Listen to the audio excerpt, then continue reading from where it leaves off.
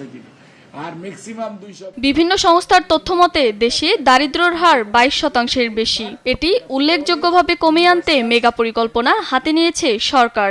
এরই অংশ হিসেবে চূড়ান্ত হয়েছে ফ্যামিলি কার্ড বাস্তবায়ন নীতিমালা 2026-এর খসড়া। নতুন অর্থবছরে এই সামাজিক নিরাপত্তা কর্মসূচির জন্য বরাদ্দ রাখা হয়েছে 14,000 কোটি টাকারও বেশি। এটা পরিষ্কার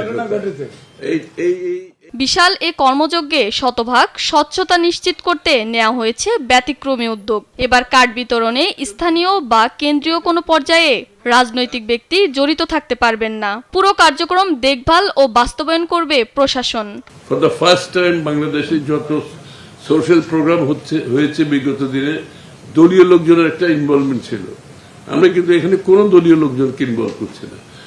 100% সরকারি কর্মকর্তারা, যেটা অলরেডি সাকসেসফুলি পাইলট প্রজেক্ট করেছে যারা, তাদেরকে করা হচ্ছে এবং সাথে স্থানীয়ভাবে আমাদের শিক্ষিত ছেলে মেয়েরা যারা আছে তাদেরকেও ইনভলভ করতে হবে, কারণ তারা সমাজের একটা গুরুত্বপূর্ণ অংশ।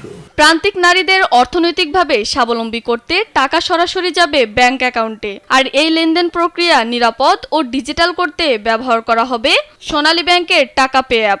সরকারের এই উদ্যোগের আওতায় দেশের প্রায় 4 কোটি 10 লাখ পরিবার সরাসরি উপকৃত হবে। কার্ড আমরা 4 কোটি 10 লক্ষ পরিবারকে দিব, অথবা যে সংখ্যাটাই আসে, কিন্তু সুবিধা হয়তো কম পাবে হচ্ছে up to the lower middle class পর্যন্ত, অর্থাৎ 814 নিচে যারা থাকবে তারা পাবে।